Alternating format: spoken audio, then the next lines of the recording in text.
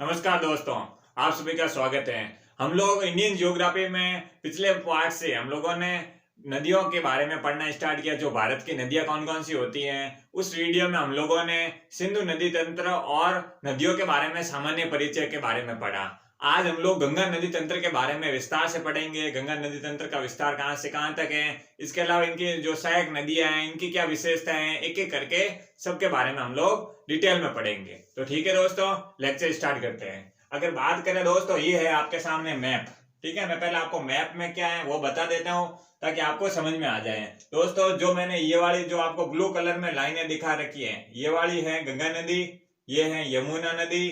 ठीक है, ये वाला भाग है यमुना नदी, और आगे ये पर ये है ब्रह्मपुत्र नदी, और ये आगे है जो बांग्लादेश में मिल रही है संयुक्त रूप से। ठीक है, इसे मेघना और पद्मा कहते हैं। क्यों कहते हैं, एक एक करके हम लोग डिटेल में जानेंगे। और जो ये आपको पत्तियों की तरह मैंने ये बना रखा है दोस्तों, कलरफुल। आप जियोग्राफी पढ़ रहे हैं तो जितना आपको डायग्रामेटिक फॉर्म और मैपिंग के माध्यम से जितना कलरफुल चीजें पढ़ेंगे आपके माइंड में, उतनी अच्छी इमेज बनेगी। तो ये वाली जो मैंने आपको बता रही कि ये है सहायक नदियां। ठीक है, जो गंगा और यमुना नदियों की सहायक नदियां हैं, एक एक करके हम लोग सबके बारे में डिटेल में जानेंगे। तो ठीक है दोस्तों, आप हेडिंग डाल दीजिए गंगा नदी तंत्र। दूसरा टॉपिक क्या है, हम लोग क्या हिमालय की नदियों के बारे में पढ़ रहे हैं। अभी प्रायद्वीपीय नदियों के बारे में बाद में पढ़ेंगे। हिमालय की नदियों में मैंने आपको बताया, हिमालय के मुख्य रूप से 3 नदियां हैं, सिंधु नदी तंत्र, गंगा नदी तंत्र और ब्रह्मपुत्र नदी तंत्र। ये मैंने पिछले वीडियो में सामान्य परिचय लिया। इसके अलावा हम लोगों ने सिंधु नदी तंत्र तो पढ़ लिया। आज हम लोग पूरे वीडियो में देखेंगे गंगा नदी तंत्र, जो एग्जाम की दृष्टि से वैसे इंपॉर्टेंट है ही है। हम लोग एक एक सारे के सारे विस्तार से लेकर सब चीजें पढ़ेंगे। ठीक है, तो ठीक है दोस्तों, हम लोग लेक्चर स्टार्ट कर लेते हैं। तो सबसे पहले आप हेडिंग डाल दीजिए गंगा नदी तंत्र। तो गंगा नदी तंत्र है जो भारत का सबसे बड़ा नदी तंत्र है। सबसे पहले आपको यह पता होना चाहिए भारत का सबसे बड़ा नदी तंत्र कौन सा है, गंगा नदी तंत्र। ठीक है, और दूसरे नंबर पर आ जाता है भाई गंगा नदी तंत्र है, लेकिन जो गंगा नदी है वो इसका सबसे ज्यादा जल ग्रहण क्षेत्र, अगर भारत में नदियों की बात करें तो सबसे ज्यादा जल ग्रहण क्षेत्र किसका है, गंगा नदी का। क्लियर हो गया। 2 सवाल आपके यहाँ बन जाते हैं कि भारत में सबसे बड़ा नदी तंत्र कौन सा है, गंगा नदी तंत्र, और सबसे बड़ा जल ग्रहण क्षेत्र की बात करें नदियों में तब भी गंगा नदी। क्लियर हो गया, गंगा नदी तंत्र कह सकते हैं आप। तो ये तो बात हो गई नदियों की। इसके अलावा अब आ जाते हैं हम लोग गंगा नदी तंत्र को, आप लोगों ने ऊपर से पढ़ लिया। अब मैप में देखते हैं दोस्तों, ये आपको दिख रहा है, ये है कौन सी, ये 2 प्रकार की, एक है भागीरथी नदी और एक है अलकनंदा। इन दोनों की संयुक्त धारा से गंगा का निर्माण हो रहा है। ठीक है, हम लोग भागीरथी और अलकनंदा के बारे में भी पढ़ेंगे, लेकिन पहले आपको गंगा नदी के ऊपरी स्ट्रक्चर बता देता हूं। ये जो आपको देख रहे हैं, ये है भागीरथी, ये है अलकनंदा। ठीक है, तो भागीरथी और अलकनंदा, भागीरथी है जो कहां से निकल रही है, गंगोत्री से, और अलकनंदा है जो सतोपत ग्लेशियर से निकल रही है। कहां पर है ये, उत्तराखंड का एरिया। ये जो भी आपको भाग दिख रहा है ये है उत्तराखंड में। उत्तराखंड में ये देवप्रयाग में उत्तराखंड के देवप्रयाग में क्या होता है, ये दोनों संयुक्त धाराएं मिलती है। ठीक है, यहाँ पर गंगा नदी का निर्माण हो जाता है। दोनों धाराओं के मिलने से गंगा नदी का निर्माण होता है। गंगा नदी बहते हुए कहां से, उत्तराखंड है, यूपी में, यहाँ से बहते हुए। ठीक है, यहाँ पर आपको यमुना नदी भी देखने को मिलेगी। तो ये वाली जो है, जो आगे जाकर कहां पर, इसका जो बंगाल की खाड़ी में गिरने से पहले बांग्लादेश से होते हुए कहां गिर रही है, बंगाल की खाड़ी में गिर रही है। ठीक है, ये तो बात हो गई। अब आपको मैं पहले अलकनंदा, भागीरथी और अलकनंदा के बारे में थोड़ा डिटेल में बता दूं, फिर हम लोग थोड़ा गंगा नदी पर और आगे डिटेल में जानेंगे। ठीक है, तो इससे पहले आपको ये एक और चीज आपको पता होनी चाहिए, गंगा नदी तंत्र का है तो गंगा नदी तंत्र पर एक और क्वेश्चन बन जाता है। कैसे, कि भाई इसका विस्तार की बात करें कि गंगा नदी तंत्र का 2 प्रकार से, एक तो आप अंतरराष्ट्रीय लेवल पर कर सकते हैं कि भाई कौन कौन से देशों से होके गुजर रही है। ठीक है, अगर देशों की बात करें तो देशों में आपको यह पता होना चाहिए, गंगा नदी तंत्र एक तो हो गया भारत, ये वाला जो हो गया भारत, और दूसरा ये बांग्लादेश में। ठीक है, बांग्लादेश में अलग अलग नामों से जाना जाता है तो लेकिन कोई दिक्कत नहीं है। यहाँ आपको 2 चीज ध्यान रखनी है। एक तो पहले ये होगी कि भाई अंतरराष्ट्रीय लेवल पर जो गंगा नदी तंत्र का विस्तार है या प्रवाह कहां किन किन देशों में, भारत और बांग्लादेश। क्लियर हो गया। दूसरा कौन सा हो गया, भारत के अंदर गंगा नदी का विस्तार किन किन राज्यों से होकर गुजरती है। ठीक है, गंगा नदी का विस्तार भारत में किन किन राज्यों में है, तो राज्यों में आपको आप लिख सकते हैं उत्तराखंड, यूपी, बिहार, पश्चिम बंगाल, ठीक है, झारखंड। यहाँ पर झारखंड का हिस्सा भी आ रहा है। ठीक है, ये मैप में आप एग्जिट देख सकते हैं। तो उत्तराखंड, यूपी, बिहार, झारखंड, पश्चिम बंगाल। ठीक है, 5 राज्यों में गंगा नदी का विस्तार है भारत के अंदर। क्लियर हो गया, भारत के 5 राज्यों में है। अगर देशों की बात करें तो भारत और बांग्लादेश। क्लियर हो गया? ये तो आपके हो गई बात। अब हम लोग भागीरथी और अलकनंदा के बारे में थोड़ा अलग से पढ़ लेते हैं। तो दोस्तों ये जो लोकेशन है इसको मैंने जूम आउट किया है, ये स्थिति को, क्योंकि दोस्तों इसके अलकनंदा नदी का भी दो अलग अलग है। तो आपको इसको जूम आउट मैप ये देख सकते हैं आप। इसमें देखिए दोस्तों, ये है भागीरथी नदी, ठीक है, और ये है अलकनंदा नदी। तो सबसे पहले हम लोग अलकनंदा नदी का निर्माण, अब देखो भागीरथी का जो उद्गम क्षेत्र है वो कौन सा, गंगोत्री। गंगोत्री कहां पर है, उत्तराखंड में। क्लियर हो गया? और दूसरे अलकनंदा, अलकनंदा का निर्माण है जो पहले, इसके ऊपर दो और धाराएं हैं, यहाँ मैंने दिखाई नहीं है लेकिन आप यहाँ देख सकते हैं। देखो अलकनंदा नदी का जो उद्गम क्षेत्र है वो कौन सा है, सतोपत ग्लेशियर। ये मैंने आपको पहले बताया।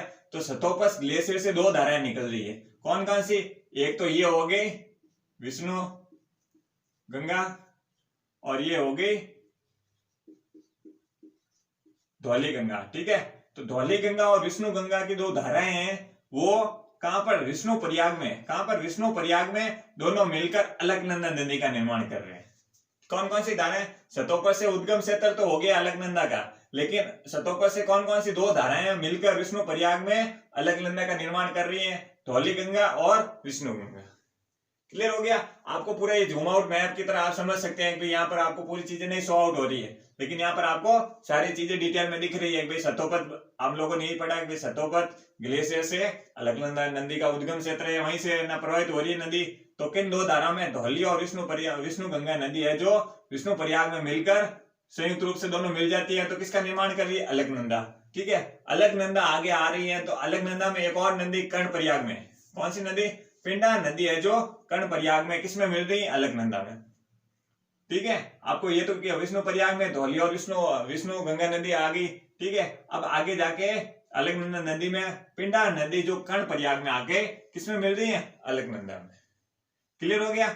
आगे देखिए, आगे अलकनंदा आगे आ रही है, ठीक है। अब अलकनंदा का प्रवाह धीरे धीरे आगे बढ़ रहा है, तो इसमें रुद्र प्रयाग में मंदाकिनी नदी है जो किसमें ऐड हो रही है, अलकनंदा में। तो ये आप देख सकते हैं, आपको ये जो अलकनंदा की धारा तो प्रवाहित हो रही है, लेकिन रुद्रप्रयाग में मंदाकिनी नदी है जो आकर कहां पर, आपको ये पता होना चाहिए, रुद्रप्रयाग में मंदाकिनी नदी किसमें शामिल हो रही है, अलकनंदा में, ठीक है। पहले पिंडार होगी, फिर मंदाकिनी हो गई। अब देखिए अलकनंदा और भागीरथी, ये जो भागीरथी नदी है इसका उद्गम क्षेत्र क्या है, गंगोत्री। ये भी ये दोनों उत्तराखंड में, ये ध्यान रखना आपको। तो गंगोत्री नदी जो जिसे मतलब भागीरथी नदी और अलकनंदा नदी जहां आकर मिलते हैं क्षेत्र को क्या कहते हैं, देवप्रयाग। जो मैंने आपको बताया, ये वाला जो देख रहे हैं आपको ब्लैक डॉट में, ये है देवप्रयाग। तो देवप्रयाग में ये दोनों नदी आके मिल रही हैं, और ये दोनों नदियां संयुक्त रूप से मिलकर किसका निर्माण कर रही है, गंगा नदी का निर्माण कर रही है। क्लियर हो गया? ये आपको समझ में आ गया होगा, ये सब का प्रोसेस है उत्तराखंड में। ये उम्मीद कर रहा हूं आपको समझ में आ गया होगा। अब मैंने ये चीज तो बता दी। इसके अलावा देखें तो एग्जाम की दृष्टि से आपको मेन चीज आपको पता रखनी है कि कौन सी नदी है, कौन सी नदी किस जगह पर कहां पर मिल रही है, मैप में उसकी लोकेशन क्या है, क्या उसकी कोई छोटी नदी है जैसे धौली और विष्णु है, तो इसके बारे में भी आपको पता होना चाहिए। आगे आप हेडिंग डाल दीजिए कि भाई हम लोग अब नदियों के बारे में, अब गंगा नदी तो पढ़ रहे हैं, गंगा नदी में अगला पॉइंट, सॉरी हेडिंग नहीं, आपको अगला पॉइंट लिखना है कि भाई गंगा नदी का विस्तार हम लोगों ने जो जहां से ये जो संयुक्त धाराएं मिल रही है यहाँ तक तो पढ़ लिया। अब क्या है कि भाई मुद्दा ये आ जाता है कि अगला क्वेश्चन किस प्रकार बन सकता है कि भाई जैसे ये हिमालय का प्रोसेस, यहाँ आपको दिख रहा है, यहाँ पर हिमालय है, जो मैंने हिमालय वाले चैप्टर में 3-4 वीडियो में पूरे डिटेल में बताया। तो ये जो श्रृंखला का विस्तार है ये पर हिमालय है, तो हिमालय से निकलने वाली जो बाद में जो पहले ये दोनों धाराएं कौन कौन सी, भागीरथी और अलकनंदा निकल के संयुक्त रूप से यहाँ पर देवप्रयाग में। लेकिन अब सवाल बनता है कि भाई हिमालय से निकलने के बाद मैदानी क्षेत्रों में गंगा नदी है जो मैदानी क्षेत्र में प्रवेश कर जाती है, कहां से, हरिद्वार से। जैसे हरिद्वार में प्रवेश कर जाती है, हरिद्वार से गंगा नदी है पहाड़ी क्षेत्रों को छोड़कर जो हिमालय क्षेत्र से आगे मैदानी क्षेत्रों में प्रवेश किस जगह करती है, आपको पता है, हरिद्वार में, ठीक है। तो गंगा नदी मैदानी क्षेत्रों में प्रवेश कहां कर रही है, हरिद्वार में, ठीक है। हरिद्वार से होते हुए देखो ये जो नदी आ रही है आगे यहाँ पर इसमें कौन सी नदी शामिल हो रही है, यमुना नदी। यमुना नदी कहां शामिल हो रही है, यहाँ पर, ये देखिए ये ब्लैक डॉट में। आगे गंगा नदी बहते हुए यूपी से बहते हुए, यूपी बिहार झारखंड से होते हुए यहाँ पर ध्यान दीजिए पश्चिम बंगाल में क्या हो रहा है, पश्चिम बंगाल में गंगा नदी की एक धारा है जो जिसे हुगली नदी बोलते हैं, वो कलकत्ता से होते हुए बंगाल की खाड़ी में गिर रही है। और एक धारा है, ठीक है, पश्चिम बंगाल में भागीरथी भी बोलते हैं गंगा नदी को, ये ध्यान रखना। ये जो धारा है, ये देखिए, ये इतना सा आपको छोटी सी धारा दिख रही है, ये है भागीरथी। भागीरथी का मतलब ये गंगा नदी है, लेकिन पश्चिम बंगाल में इसे भागीरथी बोलते हैं। और ये धारा है जो हुगली नदी की धारा है, ठीक है, इसे हुगली नदी बोलते हैं। और भागीरथी धारा, तो भागीरथी या गंगा नदी धारा है जो आगे बांग्लादेश में प्रवेश कर जाती है।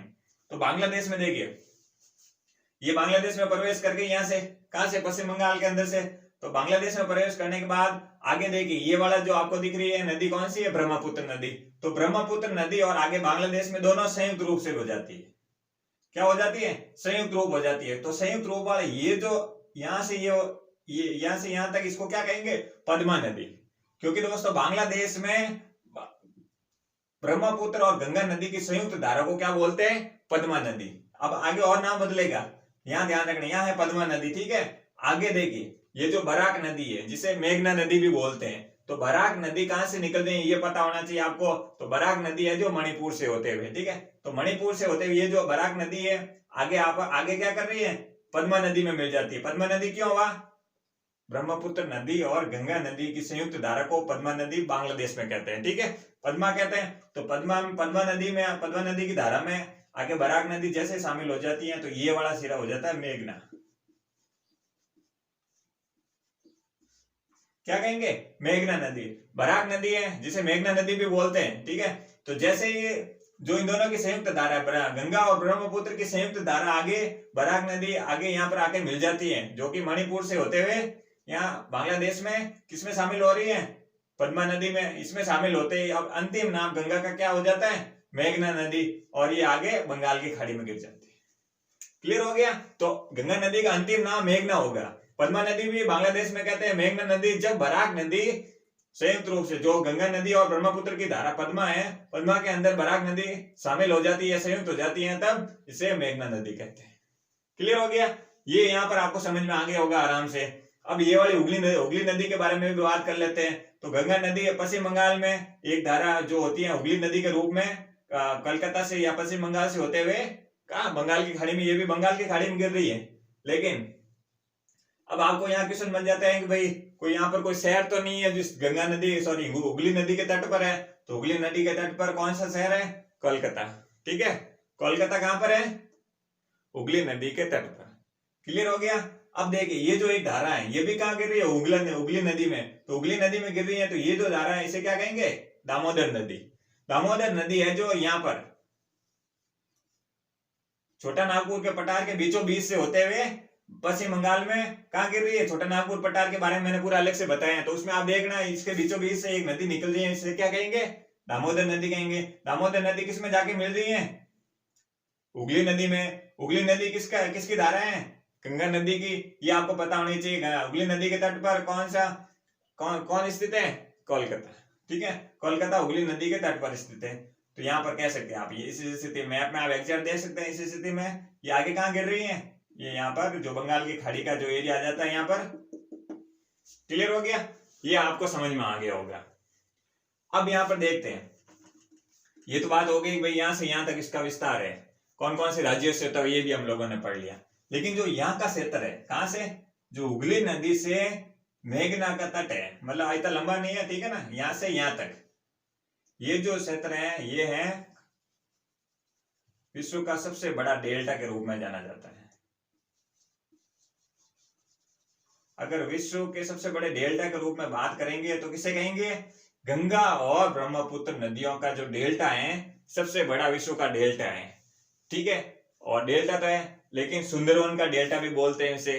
सुंदरवन का क्या बोलते हैं, यहाँ पर किस प्रकार की वनस्पति पाई जाती है, इसके बारे में बात करते हैं। तो जो गंगा और ब्रह्मपुत्र नदी का जो डेल्टा है, जो कि विश्व में सबसे बड़ा डेल्टा है, वो कहाँ पाया जाता है, या कहां से कहां तक है, हुगली नदी से जो मेघना नदी के तट है यहाँ पर।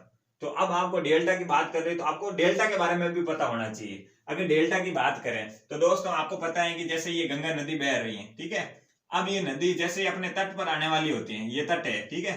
तो तट में आने से क्या होगा, आने से पहले जब ये नदी, आपको पता है कि बहुत सारे चट्टानी भाग, चट्टानी टुकड़े, अवसाद और गाद को लेके अपने साथ लेके आती है। तो अपने साथ लेके आ जाती है, तो क्या होती है, ये जब जैसे ही है ना समुद्र में प्रवेश कर रही है, खाड़ी में प्रवेश कर रही है, उससे पहले क्या होगा सर, जो किनारे पर जो भी अवसाद गाद लेकर आएगी तो यहाँ पर बिछा देगी। तो यहाँ पर बिछा देने क्या होगा, नदियों के छोटी छोटी धाराएं हो जाएगी सैकड़ों, इस प्रकार। तो ये वाला जो तट हो गया, ये यहाँ पर गाद अवक्षेपित हो गया, तो इसे क्या कहेंगे, डेल्टा। ठीक है, ये हो गया डेल्टा। डेल्टा वाला भाग कैसा हो गया, यहाँ पर नदियों द्वारा लाया गया उस अवक्षेप और गाद है जो नदियां अपने किनारे पर, जो भी समुद्र तल के किनारे पर, जैसे ही समुद्र में प्रवेश करने से पहले जो किनारे समतल भाग होता है वहां पर सारा को वहीं पर स्टॉप हो जाता है, जम जाता है और वहां जो इकट्ठा हो जाता है, आप ये कह सकते हैं। तो इसे क्या कहेंगे, डेल्टा। तो डेल्टा वाले भाग को इसलिए हम लोग ये समझ गए भाई सबसे बड़ा डेल्टा किसका है, गंगा और ब्रह्मपुत्र का जो डेल्टा है। ठीक है, गंगा और ब्रह्मपुत्र नदियों का जो सबसे बड़ा डेल्टा है विश्व का। तो ये इसका जो विस्तार की बात करेंगे तो किसके तट पर है, हुगली और मेघना तट के जो किनारे हैं यहाँ पर विस्तृत है। अब इन डेल्टा वनों की या इनके वनों की विशेषता क्या है, सुंदरवन की। तो सुंदरवन का विस्तार कहाँ पर, सबसे बड़े डेल्टा, तो सुंदरवन का विस्तार भारत में सबसे अधिक कहाँ पर है, पश्चिम बंगाल में। ठीक है, अगर मैग्रो वनस्पति यहाँ पर उत्पादन की बात करें, आपको पता है मैग्रो वनस्पतियों के लिए इसे जाना जाता है। सुंदरवन का डेल्टा भी तो बोलते हैं, लेकिन मैग्रो वनस्पतियां कौन सी होगी, जैसे आपको पता है कि यहाँ पर ये डेल्टा है, तो डेल्टा वाले भाग में यहाँ पर ज्वार आते जाते रहते हैं। तो ज्वार की स्थिति में क्या हो गया, यहाँ का जो वन है सुंदरवन का डेल्टा क्यों कहा जाता है, मैग्रो वन भी कहते हैं। ठीक है, तो सुंदरवन का डेल्टा क्यों कहा जाता है, क्योंकि यहाँ पर सुंदरी नामक वृक्ष होते हैं, इसकी बहुलता है इस क्षेत्र में, पश्चिम बंगाल के क्षेत्र में सुंदरी नामक वृक्ष की बहुलता है, इसलिए सुंदरवन का डेल्टा कहते हैं। लेकिन जो सुंदरवन का डेल्टा है तो यहाँ पर मैग्रो वनस्पतियां का मतलब ये होगा, मैग्रो प्रकार की वनस्पतियां हैं जो खारे या नमकीन पानी में उत्पादन होता है इनका। खारे या नमकीन में कैसे, आपको पता है ये डेल्टा वाला क्षेत्र है, जब यहाँ पर ज्वार आते हैं तो क्या होता है, जो जैसे ये मान सकते हैं तट है, ठीक है, यहाँ पर वनस्पतियां उगी हुई है। ठीक है, ये वनस्पतियां होगी, ये मान लो। तो ज्वार आते हैं तो क्या हो गया, समुद्र का पानी क्या होता है, ये जो भी ये वनस्पतियां है तो क्या होगा, इसका आधा भाग जल में डूबा रहता है। तो ये ज्वार वाला पानी होता है तो ऑब्वियसली है कि भाई समुद्र का पानी होगा, तो समुद्र का पानी में इसका आधा भाग डूबा रहता है। तो यहाँ पर जो होती है मैग्रो प्रकार की वनस्पतियां होती है वो लवणीय जलों में। ठीक है, मैग्रो वनस्पतियां कहाँ होती है, लवणीय जलों में। क्लियर हो गया, तो लवणीय जलों में होने से क्या हो गया, अब ये तो समझ में आ गया मैग्रो वनस्पतियां का जो क्षेत्र होता है किस प्रकार का जल होता है, लवणीय होता है। क्यों होता है, क्योंकि जब भी ज्वार आता है तो समुद्र का पानी आधा भाग इसका जो किसी प्रकार की वनस्पतियां होती है यहाँ पर जो भी, वहां पर उसका आधा भाग है जो खारे पानी से डूबा रहता है। ठीक है, जब तक ज्वार है, जब ज्वार चले जाएंगे, ज्वार हल्का हो जाएगा तो क्या होगा, वापिस किनारे पर आ जाएगा, किनारा हो जाएगा, पानी से पानी कम हो जाएगा, पूरा जो भी जल का जो क्षेत्र डूबा हुआ क्षेत्र है वो बिल्कुल कम हो जाएगा। ज्वार की स्थिति में ये स्थिति रहती है। तो और क्या कह सकते हैं, मैग्रो वनस्पतियां हैं जो आपको बताएं कठोर भी होती है, यहाँ की लकड़ी भी कठोर होती है। तो ये कुछ खास चीजें थी, मैंने आपको बता दी। इसके अलावा एक सवाल और बन जाता है आपके लिए कि भाई मैग्रो वनस्पतियां का विस्तार सबसे अधिक मैग्रो वनस्पतियां कहाँ पाई जाती हैं। तो सबसे यही यूपीएससी एग्जाम में या ऑनलाइन एग्जाम में पूछ सकते हैं कि भाई सबसे अधिक कहाँ पर मैग्रो वनस्पतियां पाई जाती हैं। हाल ही में फॉरेस्ट सर्वे की रिपोर्ट भी आई थी। ठीक है, उसके हिसाब से भी देखें तो मैग्रो वनस्पतियों में विस्तार तो वही है, लेकिन अधिकतम अभी भी पश्चिम बंगाल में। ठीक है, उसके बाद मैग्रो वनस्पतियां दूसरे नंबर पर गुजरात आ जाता है। ठीक है, उसके बाद आ जाता है पश्चिम बंगाल में जो कृष्णा और गोदावरी का जो डेल्टा क्षेत्र है, ये वाला भाग में पश्चिम बंगाल डेल्टा का जो क्षेत्र होता है, यहाँ पर मैग्रो प्रकार की वनस्पतियां अधिकतम कहाँ पाई जाती है, पश्चिम बंगाल में, दूसरे नंबर पर गुजरात में, तीसरे नंबर पर आंध्र प्रदेश है। पश्चिम बंगाल, गुजरात और आंध्र प्रदेश, ये मुख्य रूप से इन तीनों का नाम, कभी कभार क्रम पूछ लेते हैं तो क्रम आपको पता होना चाहिए। ये मैंने आपको जो वनस्पतियां मैग्रो वनस्पतियों से संबंधित चीजें थी काफी आपको पूरा बता दिया है। ठीक है दोस्तों, अब आप हेडिंग डाल दीजिए। हम लोगों ने गंगा नदी, मुख्य नदी के बारे में पढ़ लिया। अब गंगा नदी की जो सहायक नदियां हैं एक एक करके हम लोग सबके बारे में पढ़ने की कोशिश करते हैं। तो ठीक है दोस्तों, ये हम लोगों ने इतना पढ़ लिया है। अब आगे हम लोग आप हेडिंग डाल दीजिए गंगा नदी की सहायक नदियां, गंगा की सहायक नदियां, आप हेडिंग डाल दीजिए। तो गंगा की सहायक नदियां बात करेंगे तो गंगा की सहायक नदियों को हम लोग दो भाग में बांट देते हैं, एक दाईं ओर एक बाईं ओर। ठीक है, दाईं ओर और बाईं ओर। ये वाला भाग हो गया दायां। दायां क्या हो गया, आपको पता है, जहां से प्रवेश कर रही है तो इधर वाला भाग राइट हैंड और इसका इधर वाला भाग लेफ्ट हैंड। ठीक है, तो ये वाला भाग दायां भाग हो गया। तो दाएं भाग पर बहने वाली नदियां और बाएं भाग पर बहने वाली नदियां। तो दाएं और बाएं भाग में आपको मैं पहले बता देता हूं, फिर एक एक करके हम लोग जो उनकी मुख्य विशेषताएं एक एक के बारे में जानेंगे। तो दाएं दाएं तट पर बहने वाली नदियों को पहले देख लेते हैं। दाएं तट पर बहने वाली नदियों में देखिए, यमुना नदी हो गई, जो कि हिमालय से बहने वाली एकमात्र नदी है, जो कि डायरेक्ट कहां पर, प्रयाग में, यूपी, प्रयाग के यूपी में गंगा नदी से मिल रही है। बाकी जो दाई और हिमालय की तो एक ही है, दाई दाई तट से मिलने वाली। लेकिन जो दाएं तट पर कौन कौन सी नदी है, चंबल, सिंध, बेतवा, केन, टोंस और सोन नदी है, जो प्रायद्वीपीय भारत से निकलने वाली नदी है। हिमालय से बहने वाली नदी तो एक हो गई है यमुना, लेकिन चंबल, सिंध, बेतवा, केन और सोन और टोंस नदियां हैं जो कहां से बह रही हैं, ये प्रायद्वीपीय भारत के पठार से संबंधित हैं। इनकी और विशेषता भी जानेंगे, अभी हम लोग नाम देख लेते हैं। और अगर बाएं तट की बात करें, बाएं तट पर कौन कौन सी नदियां हैं, बाएं तट पर है एक रामगंगा। ठीक है, क्या है, राम गंगा, रामगंगा, गोमती, घाघरा, गंडक, कोसी और महानंदा। ठीक है, महानंदा हो गई। तो ये नदियां हो गई बाएं तट। अब आप हेडिंग डाल दिए, हम लोग एक एक करके दोनों बाएं और दाएं तट पर। तो सबसे पहले हम लोग दाएं तट पर, राइट हैंड की जो रिवर्स है इसके बारे में पढ़ ले। दाएं तट पर बहने वाली नदियां, आप हेडिंग डाल दीजिए, दाएं तट पर बहने वाली नदियां। तो दाएं तट पर बहने वाली नदियों में आप सबसे पहले हेडिंग डाल दीजिए यमुना नदी। ठीक है, तो यमुना नदी, तो सबसे पहले आप हेडिंग डाल दीजिए यमुना नदी का उद्गम। तो यमुना नदी का उद्गम है जो उत्तराखंड में बंदरपुर चोटी है, इसके ऊपर कौन सा ग्लेशियर है, यमुनोत्री। यमुनोत्री ग्लेशियर से इसका उद्गम क्षेत्र है। उद्गम क्षेत्र कौन सा है, यमुनोत्री। ठीक है, कहां पर है, बंदरपुर चोटी पर। कहां पर है, उत्तराखंड में। क्लियर हो गया, तो यहां से इसका उद्गम क्षेत्र है और प्रयाग में, यूपी के प्रयाग में ये गंगा नदी में मिल जाती है। ठीक है, पहली विशेषता ये हो गई। इसकी दूसरी विशेषता देखिए, यमुना नदी है जो एकमात्र नदी है, कौन सी, एकमात्र नदी है जो हिमालय से बाएं तट पर आके मिलती है। बाकी ये जो नदी है प्रायद्वीपीय पठार के बाकी है, लेकिन हिमालय की एकमात्र ऐसी नदी है जो दाएं तट पर मिलती है। कौन से तट पर, दाएं तट पर मिलने वाली यमुना एकमात्र नदी है जो कि हिमालय से निकलती है।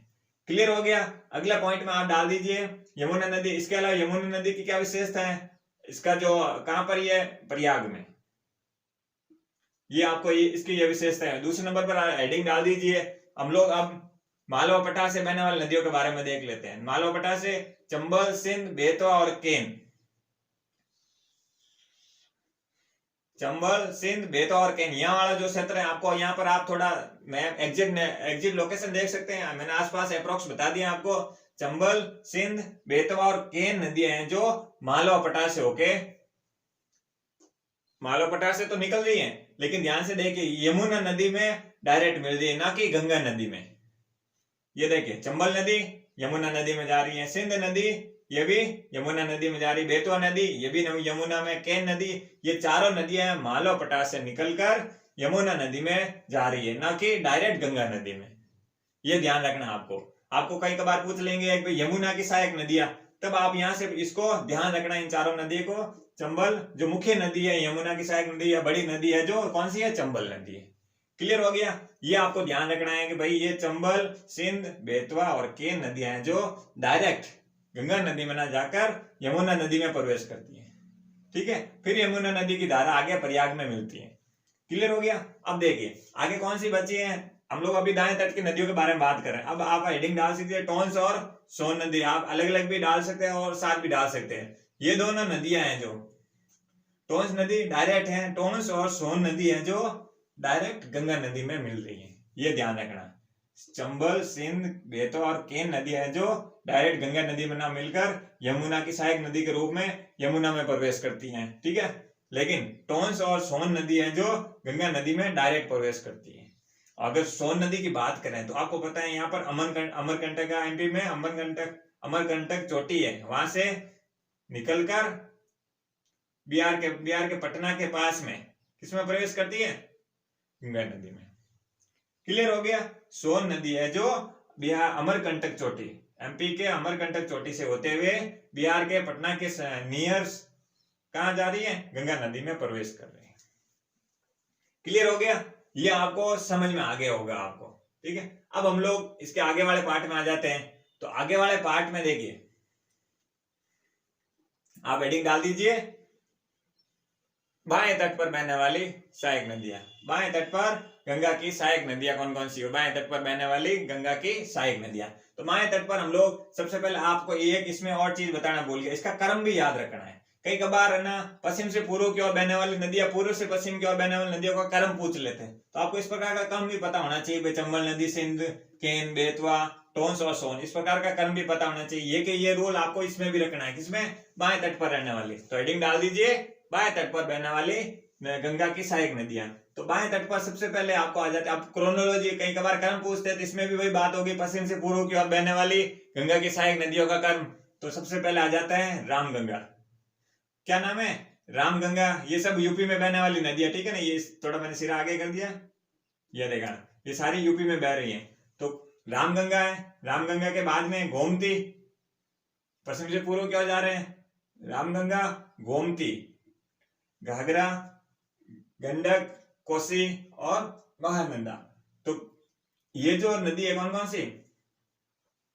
रामगंगा, गोमती, घग्गर और गंडक, ये वाली है जो ये यूपी वाले क्षेत्र में बह रही है। आगे देख, कोसी नदी है जो बिहार में बह रही है। तो कोसी नदी की अगर कोई विशेषता की बात करें तो कोसी नदी क्या विशेषता है? कोसी नदी की एक मुख्य विशेषता है, इसे बिहार का शोक कहते हैं। बिहार का शोक तो कहते हैं, लेकिन इसे क्यों कहते हैं? ये अपने मार्ग बदलने के लिए कुख्यात है। कुख्यात क्यों है? तो आपको पता है कि ये कोसी नदी नेपाल से होते हुए, ठीक है, नेपाल से होते हुए भारत में प्रवेश करती है बिहार में। तो नेपाल से होते हुए, ये आपको पता है हिमालय वाला भाग है। तो हिमालय भाग से ये क्या कर रही है? चट्टाने को काट कर आ रही हैं। तो चट्टाने को काटते हुए आ रही हैं, तो अपने साथ गाद और अवसाद लेके आएगी। तो गाद और अवसाद लेके आएगी, तो यहाँ पर किनारों पर, यहाँ पर कहां पर? शिवालिक हिमालय के नीचे वाले भाग में आपको पता है यहाँ पर वो अवसाद जमा देगी। तो क्या होगा? अवसाद ज्यादा से ज्यादा होगा तो क्या होगा? ये नदी है जो अपना रास्ता बदल देगी, मतलब सीधे सीधे नहीं आकर अपना रास्ता बदल देगी। तो रास्ता बदलने से क्या होगा? जब बारिश का मौसम होगा, ज्यादा गर्मियां होगी, तो नदी तो ऑलरेडी बह रही है, लेकिन जल का प्रवाह बढ़ेगा तो क्या होगा? मार्ग तो विचलित हो रहा है, लेकिन ये फिर कोई भी मार्ग अपना लेती है, उससे क्या होगा? बाढ़ की स्थिति बन जाएगी। तो बिहार का इसे शो कहते हैं। अगर पहले आपको पता होना चाहिए बिहार का शो किसे कहते हैं? कोसी नदी। अब आपको ये समझ में आ गया होगा, ये मार्ग बदलने के लिए कुख्यात है। तो मार्ग क्यों बदलती है ये आपको समझ में आ गया होगा। अब हम लोग आगे आ जाते हैं, महानंदा नदी, ठीक है। कौन सी नदी है? महानंदा नदी। तो महानंदा नदी ध्यान रखना, ये सिक्किम में नहीं है, ये है, तो ये आपको पता है ये वाला सिरा यहाँ से होते हुए यहाँ पर होते हुए कौन सा है? पश्चिम बंगाल में। तो ये पश्चिम बंगाल में दार्जिलिंग की जो पहाड़ियां हैं, कौन सी? दार्जिलिंग की पहाड़ियों से होते हुए किसमें आ रही है वापिस?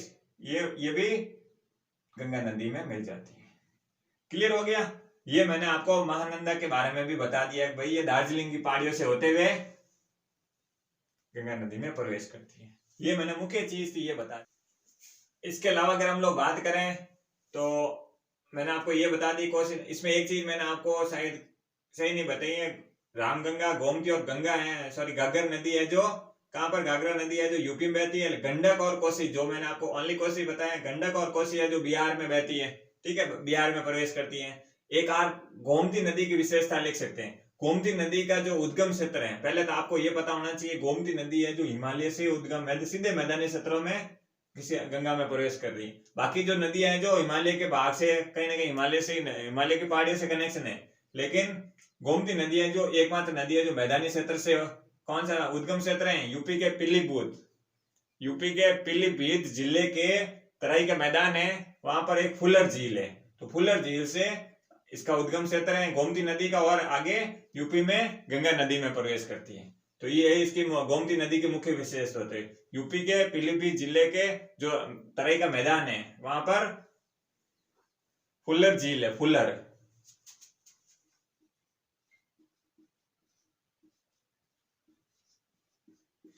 झील से होते हुए गंगा नदी में प्रवेश करती है। ठीक है। इसके अलावा अगर बात, ये तो मैंने जो आपको जो कमी थी वो पूरी कर दी है।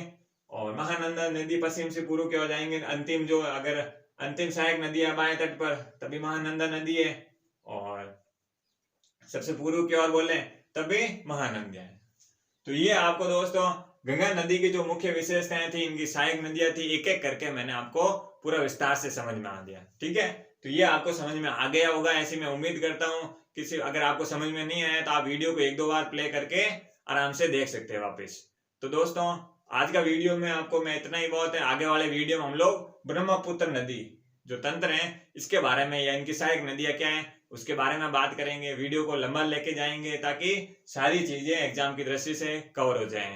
तो ठीक है दोस्तों, अगर आपको वीडियो अच्छा लगा हो तो लाइक कीजिए, शेयर कीजिए, सब्सक्राइब कीजिए। और कुछ स्टूडेंट हैं शायद जो देख तो रहे हैं, लाइक और सब्सक्राइब नहीं कर रहे हैं या शेयर नहीं कर रहे हैं, तो प्लीज आप लाइक कीजिए, शेयर कीजिए, सब्सक्राइब कीजिए, ताकि आपको सब्सक्राइब करने का ये की फायदा है कि आपको जैसे ही मैं नेक्स्ट वीडियो डालूंगा आपके पास नोटिफिकेशन आ जाएगा तुरंत।